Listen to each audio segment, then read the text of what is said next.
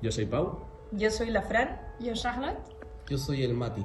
Y juntas somos La Sombrada. Somos una compañía de teatro de máscaras, calle, visual y físico.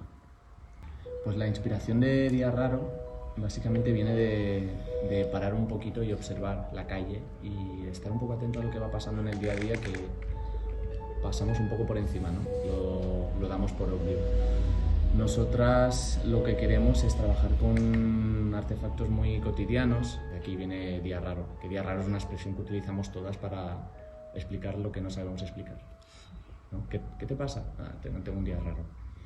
Pues Día Raro está como muy en una fase embrionaria de creación y vamos a seguir trabajando un año más para llegar a tener un espectáculo. Vamos a proponer en mayo algún primer taller para juntar estos lenguajes y durante un fin de semana compartir nuestros entrenamientos con gente interesada.